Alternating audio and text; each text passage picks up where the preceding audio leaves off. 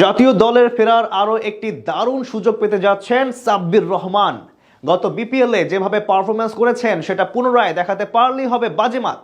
দীর্ঘদিন পর টাইগার পাওয়ার হিটারকে দেখা যাবে লাল সবুজের জার্সি গায়ে। ভক্তদের আশা সেই সুযোগ শতভাগ কাজে লাগাবেন তিনি। সাব্বিরের জাতীয় দলে ফেরা সেই সুযোগ নিয়ে বিস্তারিত থাকছে রিপোর্টে।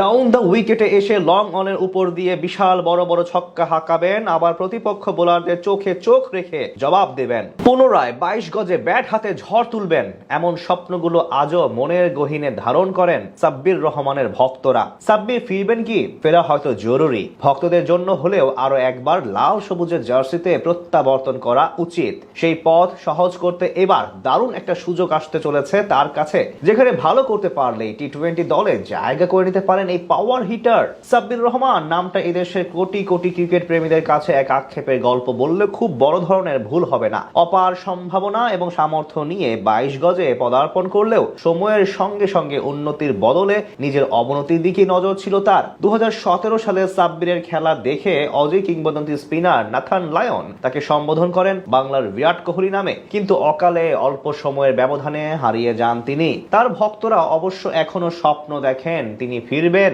যোগ্যতা দিয়েই প্রমাণ করবেন। সেই সামর্থ্য ও যোগ্যতা প্রমাণের মঞ্চ হতে পারে আসন্ন এনসিএল টি-20 টুর্নামেন্ট। প্রথমবারের মতো যেখানে মাঠ মাতাবেন এই ডানহাতি ব্যাটার, খেলবেন জন্মস্থান রাজশাহী বিভাগের হয়ে।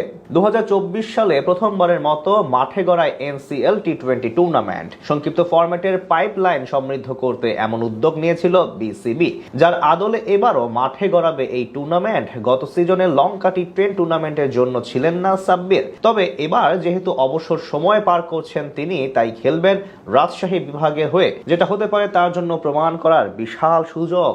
এই লিগের মূল লক্ষ্য টি-20 ফরম্যাটের জন্য নতুন খেলোয়াড় তুলে আনা। যেহেতু পাওয়ার হিটার হিসেবে সাব্বিরের বেশ ভালো কদর রয়েছে, তাই এবার যদি ব্যাট হাতে প্রমাণ করতে পারেন তাহলে নিশ্চিতভাবে সুনজরে আসবেন নির্বাচকদের।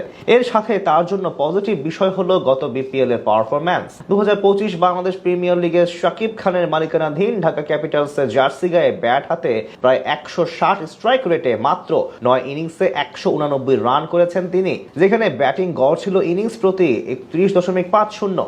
তখন থেকে নতুন করে আলোচনায় আসেন এই পাওয়ার হিটার ব্যাটসম্যান। সেই ধারাবাহিকতা বজায় রেখে যদি 2025 এনসিএল এও ভালো কিছু করে দেখাতে পারেন, তাহলে হয়তো নতুন করে তাকে নিয়ে ভাবতে শুরু করবে টাইগার টিম ম্যানেজমেন্ট, যেটা হলে খুশি হবে তার কোটি ভক্ত।